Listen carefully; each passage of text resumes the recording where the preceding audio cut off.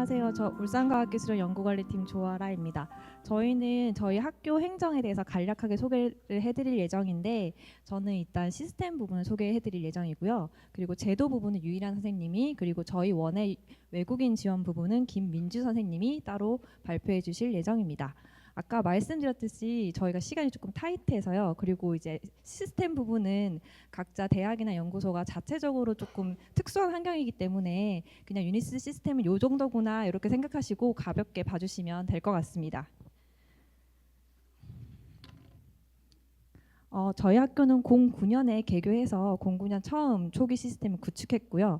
그리고 2015년에 저희 학교가 원래 산단이 존재했었습니다. 근데 산단이 이제 과기원 전환되면서 산단에 있던 회계와 그 연구 과제 영역을 과기원으로 같이 흡수했습니다. 그때 2015년에 좀 크게 시스템을 고도화했고요.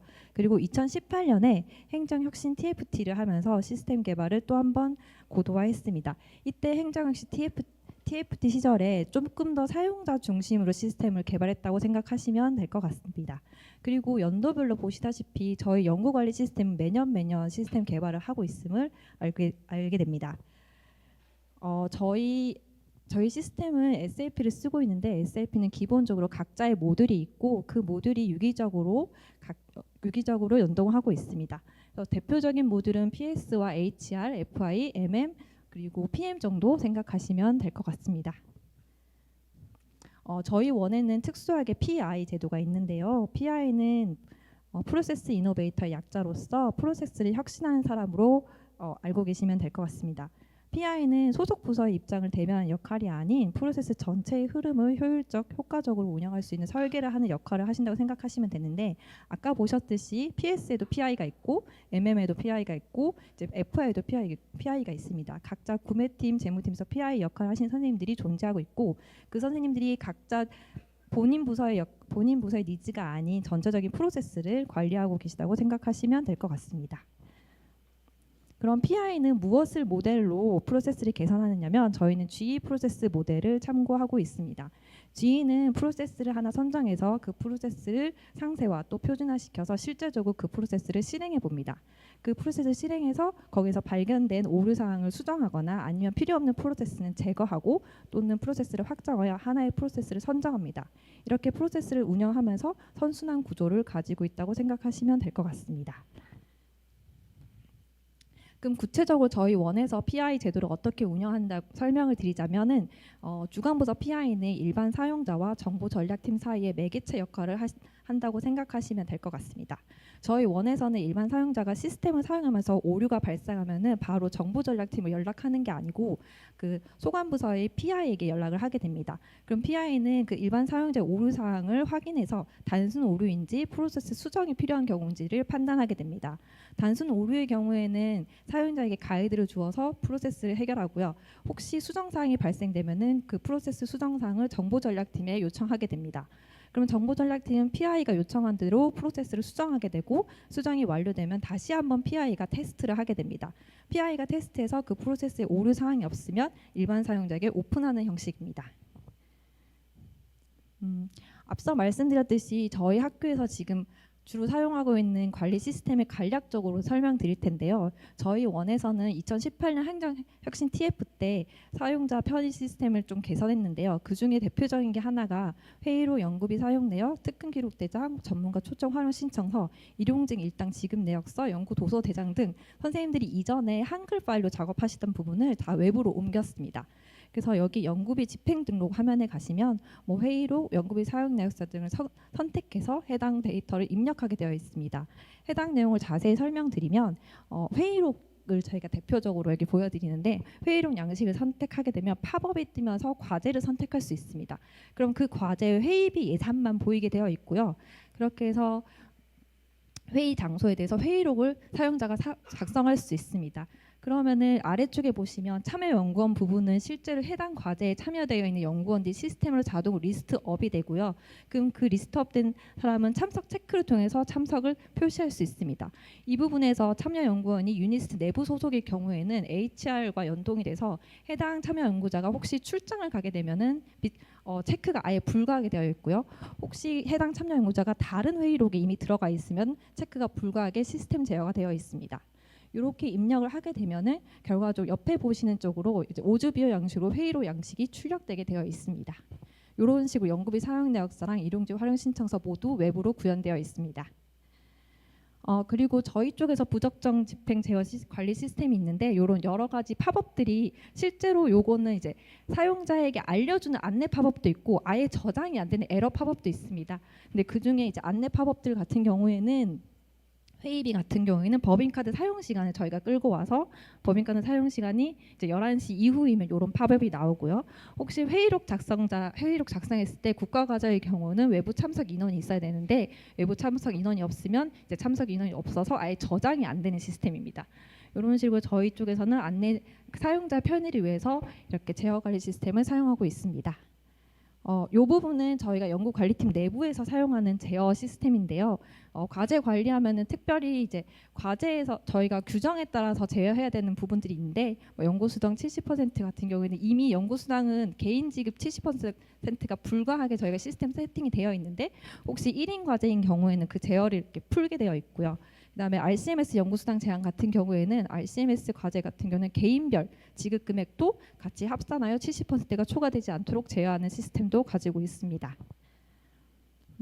그리고 어제 PL 선생님들이 설명해 주신 동일업체 반복 구매나 학생 인건 및 과다 증액 등 저희가 부적정을 자동 알림 메일링 시스템이 있는데요. 동일업체 같은 경우에도 저희가 법인카드 데이터를 받아서 이제 법인카드의 실제 사업자 번호와 세금 계산서가 발행되는 사업자를 같이 비교해서 14일 이내에 이제 동일한 업체에서 구매가 진행되면은 이렇게 메일링이 가고 있습니다.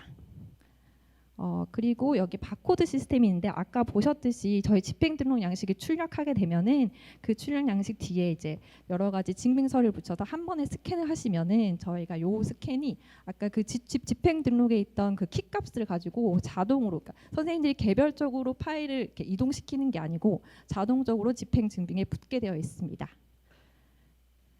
그리고 과제별 지출 내역 조회는 선생님들께서 회계법인의 정산서를 제출하실 때 주로 쓰는 기능이고 여기서 저희가 안내해드릴 부분은 아마도 그 학생들 같은 경우에는 인건비를 받게 되면은 그 세금 부분이 빠지게 되어 있는데 그 부분도 저희가 최종적으로는 학생 개인별로 원천징수 영수증까지 같이 전자증빙에 붙도록 설계되어 있습니다.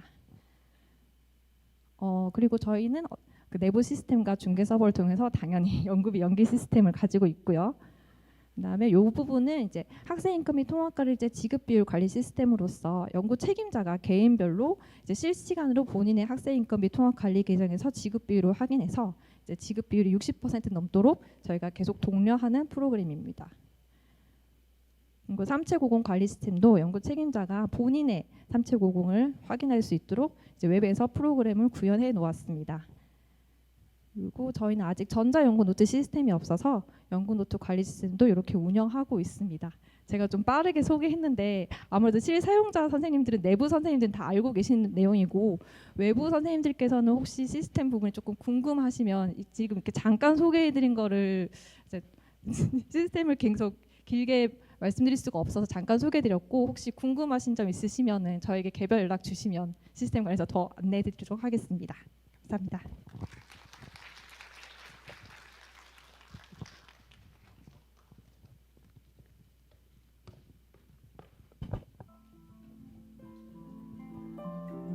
네, 이어서 연구 제도 부분에 대해서 발표를 맡게 된 연구관리팀 유일한이라고 합니다. 네, 반갑습니다.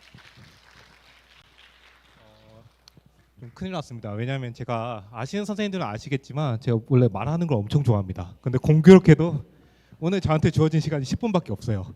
네, 빨리 말해야 됩니다. 다음에 이제 원 없이 말할 수 있는 그날을 기대하면서 오늘 빠르고 간결하게 진행해 보도록 하겠습니다. 유니스트만의 특별한 연구 제도들에 대해서 설명을 드리겠습니다. 먼저 어제 연구 파트리더 선생님들께서 한번 말씀을 드렸던 것 같아요. 저희 원에서는 이제 연구 PL 제도라는 게 있습니다. 2020년도에 조직 개편이 이루어지면서 제가 7개 학부 체제에서 운영하던 걸 단과대학이랑 이제 학과 체제로 개편했습니다. 개편을 할 때 가장 크게 고민하고 있었던 부분이 어떻게 하면 본부 내에 있는 연구 행정 제도들의 변화를 빠르게 조속히 빠르게 이제 학과 단위로까지 전달을 할 수 있을까를 많이 고민했었고요.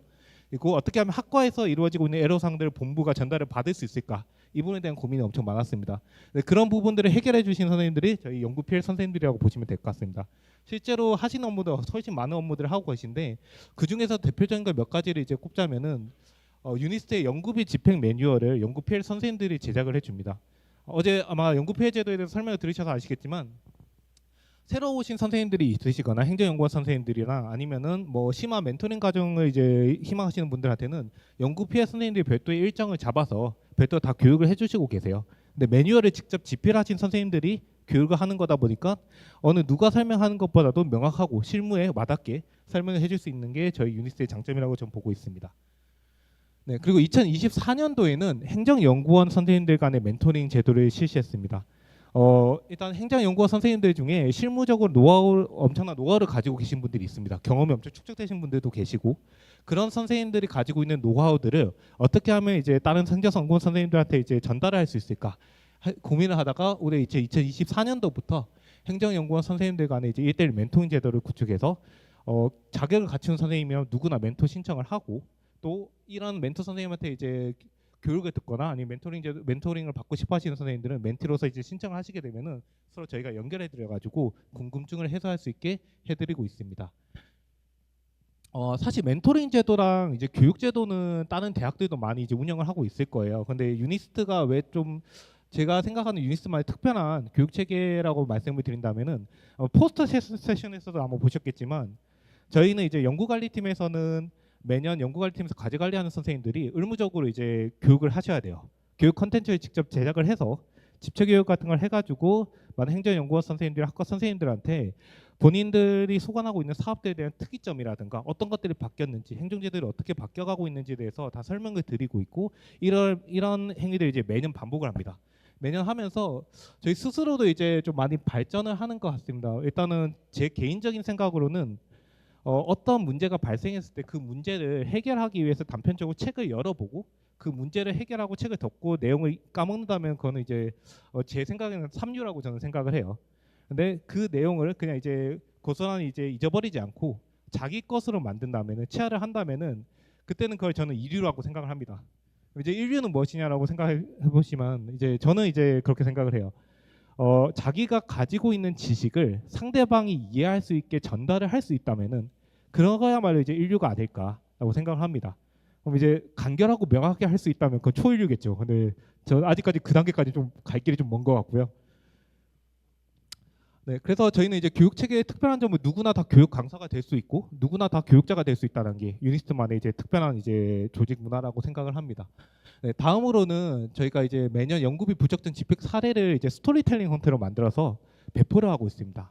연구 책임자분들한테 특히나 경각심을 가질 수 있도록 최근에 어떤 사례들이 문제가 됐었고 이런 사례들이 있으니까는 좀 주의를 해달라고 말씀을 드리고 있고요. 실제로 원내에서 감사 처분된 내용들도 있고 최근에 크게 이슈화됐던 내용들도 많이 수록을 하고 있습니다.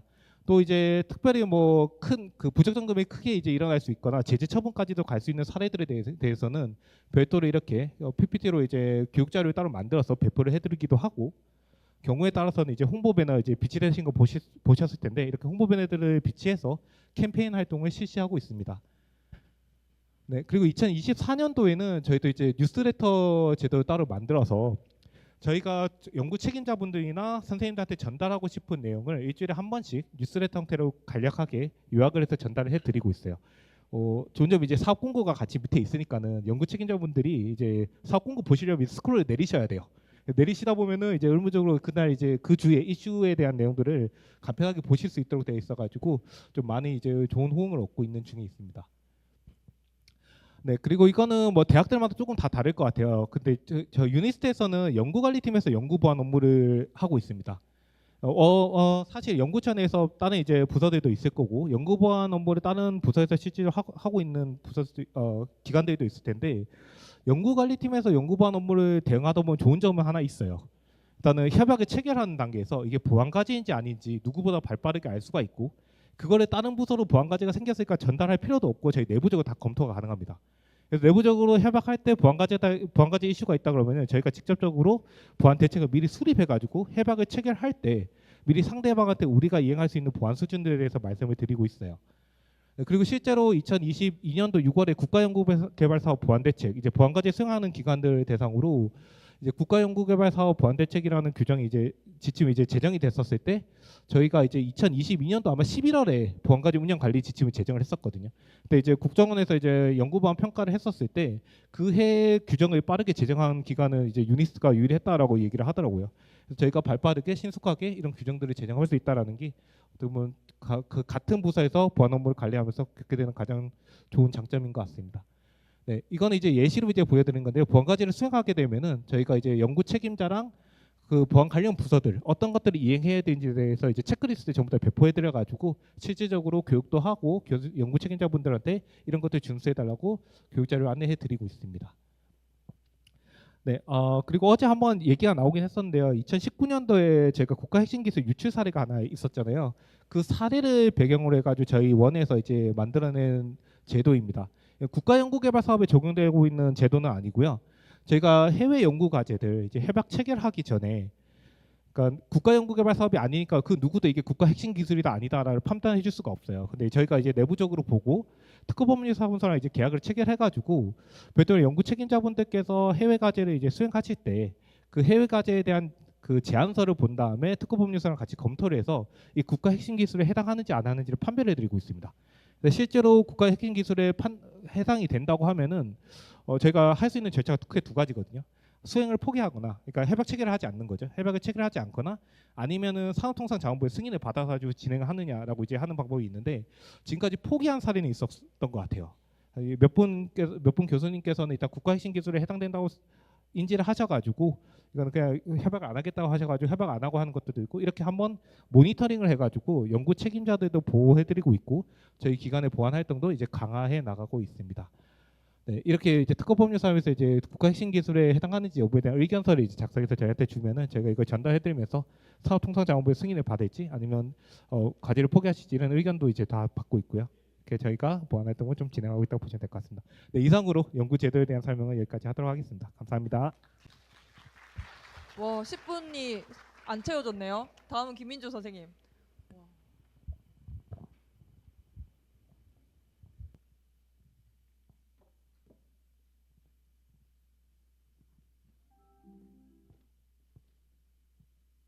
안녕하세요. 연구관리팀에서 외국인 연구자 전담 지원하고 해외기관 과제 관리하고 있는 김민주입니다. 현재 유니스트의 외국인 연구자와 교원과 연구원의 숫자는 약 100명 정도로 전체 교원 중에 12%를 차지하고 있는데요. 이전에 유니스트 연구자들을 대상으로 연구 행정 만족도 조사를 한 적이 있습니다. 이때 외국인 연구자들은 한국에서 연구를 수행하면서 다음과 같은 여러 고충이 있다고 밝혔습니다.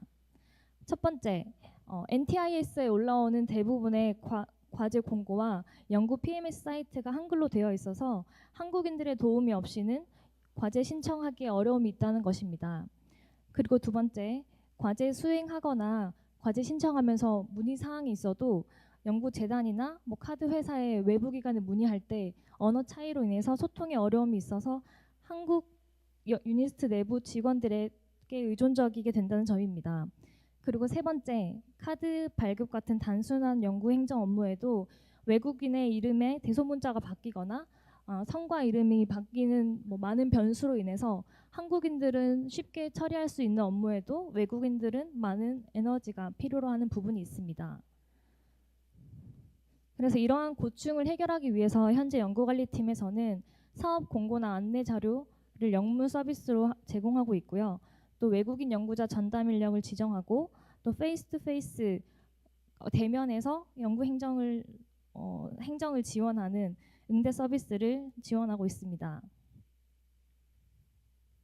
먼저 저희는 매주 연구처 뉴스레터를 발송하고 있는데 NTIS에 올라오는 사업 중에 대표적인 사업을 추려서 사업 공고를 영문으로 번역해서 교수님들이 한국 연구자들만큼은 아니지만 그래도 다양한 과제에 대한 정보를 알고 신청할 수 있도록 지원하고 있습니다. 다음으로 연구 사업뿐만 아니라 공문이나 교수님들한테 안내되는 자료들을 항상 영문을 병기해서 교수님들이 좀 소외감을 느끼지 않도록 교수님들도 적극적으로 연구 행정에 참여할 수 있도록 지원하고 있습니다. 그리고 아이리스나 ER&D 사이트 같은 PMS 사이트가 지금 국문으로만 제공되고 있는데 저희 연구관리팀에서 자체적으로 각 탭과 내용을 영문으로 번역해서 외국인 연구자 눈높이에 맞춰서 적극적으로 과제에 참여할 수 있도록 도와드리고 있습니다. 그 다음으로 외국인 연구자 전담하는 인력을 따로 지정해서 외국인 연구자가 수행하는 모든 과제, 즉 연구 사업이나 지원기관 관계없이 제가 다 관리하고 있는데, 그래서 외국인 전담 인력이 없을 때는 외국인 연구자들이 각 부서의 각 사업 담당자나 업무 담당자를 일일이 찾아야 했는데요. 지금은 저에게 전화를 주시면 사업뿐만 아니라 그 외적으로 발생하는 연구 전반 행정 서비스까지도 함께 도와드릴 수 있어서 불필요한 에너지 소모를 줄일 수 있습니다. 마지막으로 페이스2페이스 응대 서비스인데요. 아무래도 전화나 메일로 소통을 하다 보면 의사소통의 한계도 있고 바로바로 해결해 드리는데 어려움이 있습니다. 그래서 교수님의 오피스를 제가 직접 방문하기도 하고 교수님께서 저의 사무실에 방문하시기도 하면서 함께 화면을 보면서 문제를 해결해 드리고, 또 평소에 궁금하셨던 것들, 묻지 못하셨던 것들도 제가 전문기관이나 다른 외부 기관에 대신 전화 문의를 해드려서 함께 해결해 나가고 있는데, 이렇게 교수님들하고 자주 소통을 하고 교류하다 보니 연구실 회식이 있을 때는 저를 따로 불러주시기도 하시고요. 그리고 서로의 생일을 챙기면서 좋은 관계를 유지하고 있습니다. 일단 두 번째 챕터입니다. 전 지금 또 해외기관 과제를 관리하고 있는데, 현재 유니스트에서는 국제원자력기구, 미국 국방부, 보건복지부, UCLA 등 다양한 나라와 기관의 과제를 수행하고 있습니다. 다른 기관에서 참석해 주신 해외기관 과제 담당자분들도 잘 아시겠지만, 해외기관 과제는 국가과제만큼 정보를 얻기도 어렵고 각 부처나 기관마다 다양한 PMS 시스템을 사용하고 있는데요. 여기에서 보시다시피 이렇게 미국 국가과제 하나 관리하는데도 각 부처마다 다 다른 PMS 시스템을 사용하고 있는 것을 볼 수 있습니다.